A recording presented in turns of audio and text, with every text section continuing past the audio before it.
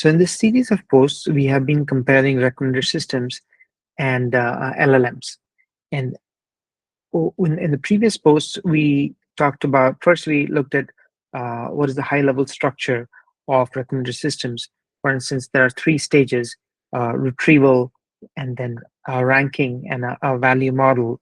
And then in the second post, we saw how the retrieval part of it, also called candidate generation, is actually very similar to the pre-training or supervised fine-tuning stages of the LLM training pipeline.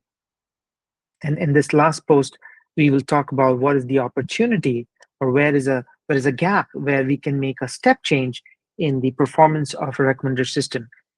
This is after many years of evolution of a system where we think that the gap between recommender systems and LLMs is not a revolution, but it's an evolution in the sense that the component that we are describing to be missing, there is a version of it right now. It is just not, it's just not optimized for reward, and we'll go into that. So in this post, we'll talk about what is the gap between LLMs and recommender systems, where recommender systems can improve.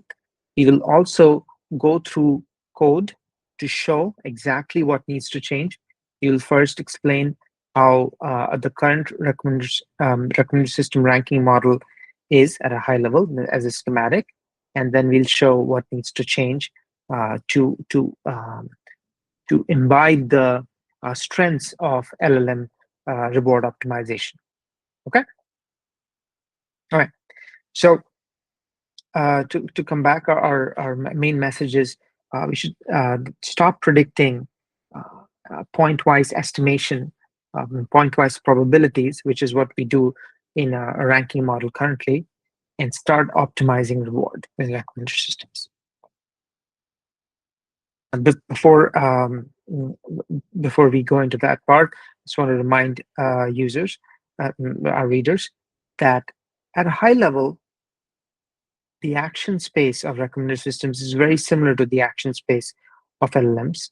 They both, given a context, choose the next action that maximizes the value to the user. The action is next token for LLMs, and it's next item recommended for recommender systems. The recommender systems pipeline has two main stages in here, retrieval and ranking. But ranking itself is separated into two parts. We'll go into that later. LLMs have pre-training on massive token logs and supervised fine-tuning on the curated high-quality in-domain data. And the last stage is reward maximization, example RLHF. This really learns to provide answers that deliver much more value. This is I think most people will agree that since the InstructGPT paper, this has been the real breakthrough in the last 2-3 years. And sure, we have learned a lot about how to do pre-training better and different model structures. But this, I think, is the part that actually really made this ChatGPT era possible.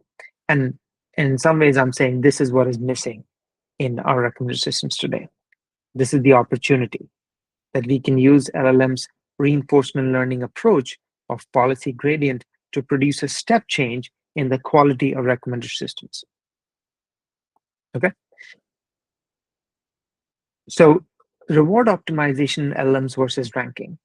Now, in LLMs, we use two sorts of reward models.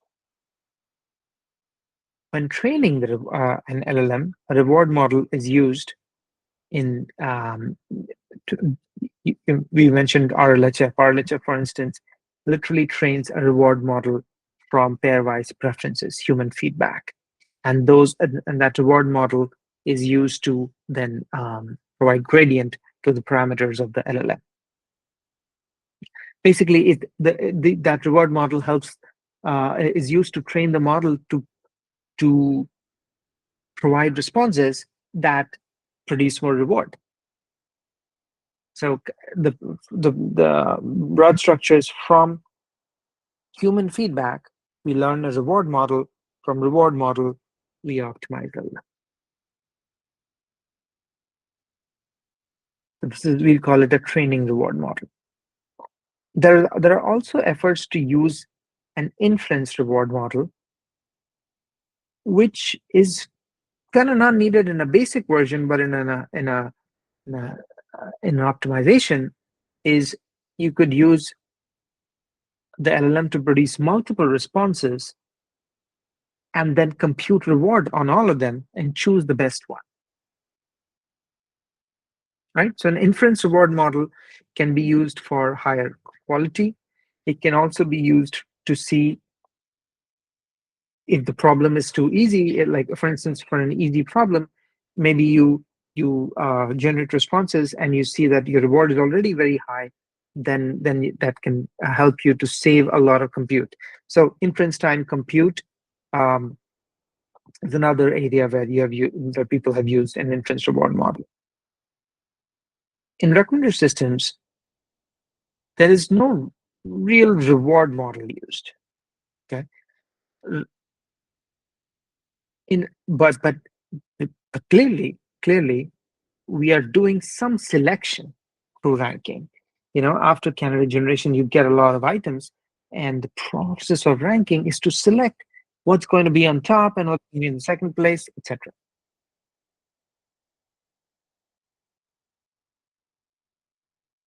Now, the so let's try to see where this is where an opportunity is. Let's try to see how to use it. We come to that. But during inference, we use the value model as a reward model. What do I mean?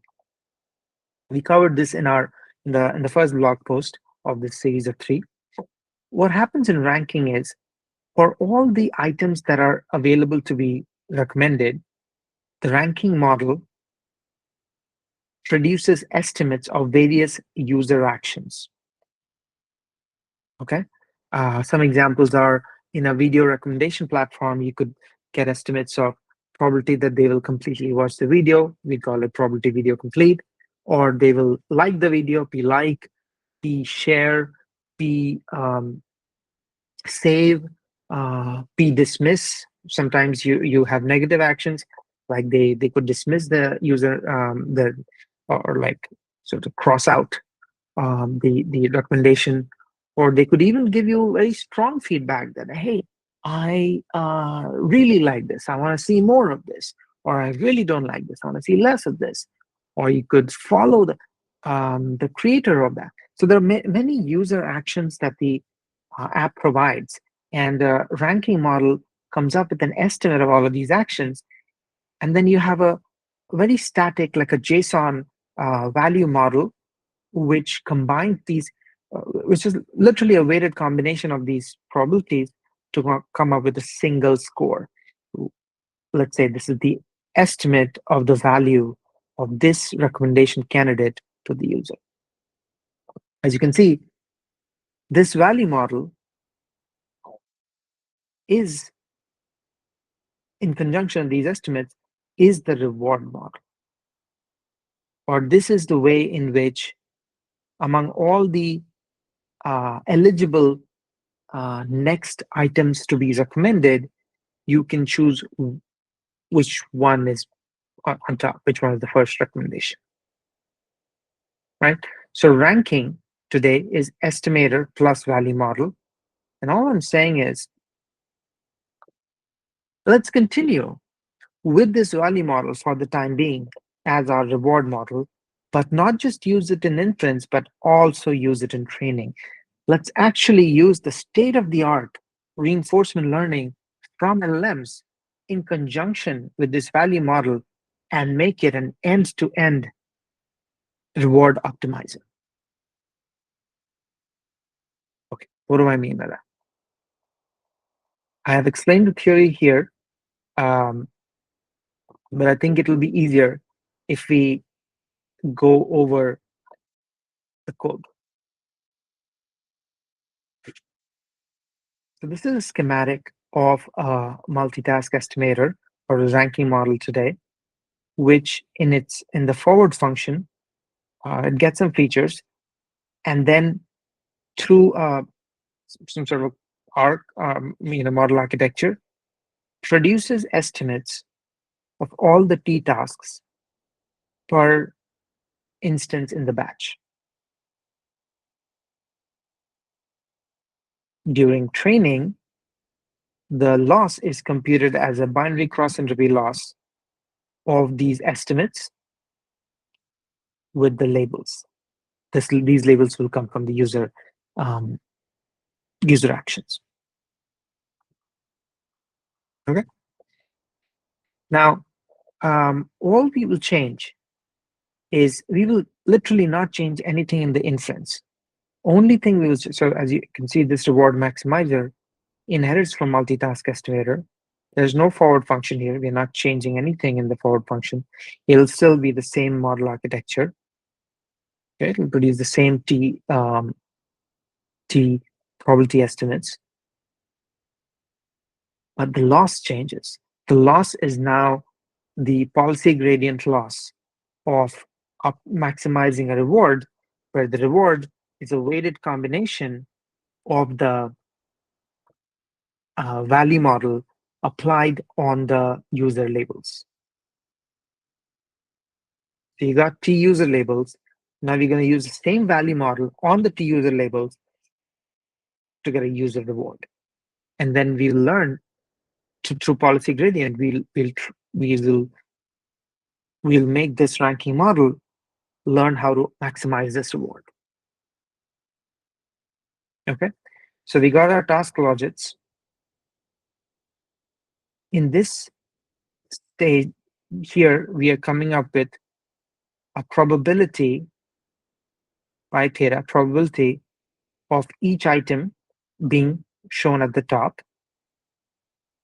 And the way that happens is sigmoid is basically here converting these into probabilities. And this is combining them all into a single score. So S theta is this probabilities into the same user value weights. User value weights are from the value model, if you remember. Remember, we said that you come up with various probabilities and then you add it up through a value model, which are a linear combination. That we are using the same to come up with a single score. And then softmax is a simple way of exponentiation, similar to the Plackett-Luce approach. Some of this theory is explained here in the section in section 5 of the blog post. Again, this is the score that I was talking about, and this is the Plackett-Luce model of how to go from the score to the probability of the item being ranked at the top. There are some technicalities. For instance, this ideally you would want to do the sigmoid over the items of the same user and not across different users. I've sort of skimmed over that because this is schematic code. But pi theta refers to the probability of each item being at the top. Pi beta refers to the probability of each item being at the top according to the logging policy.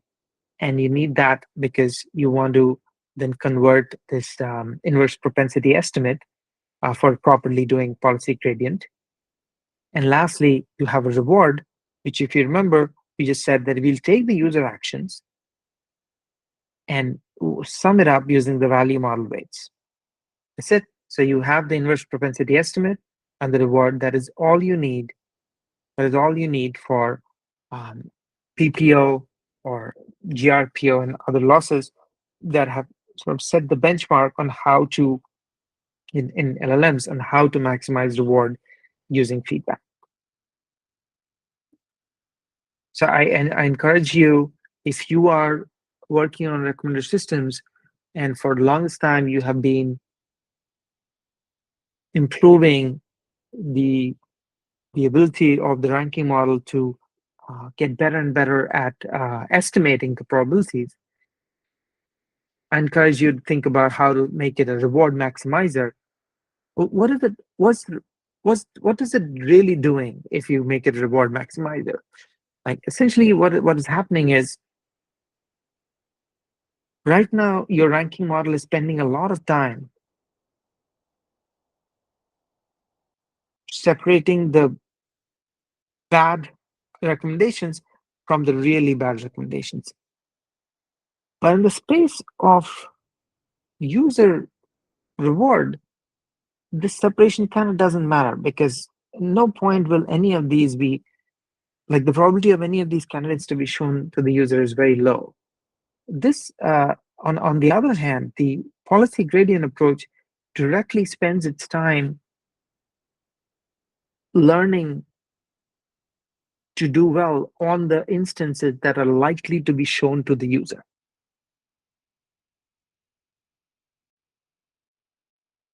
Right? So that's the main intuition behind why this approach is better than the current ranking approach.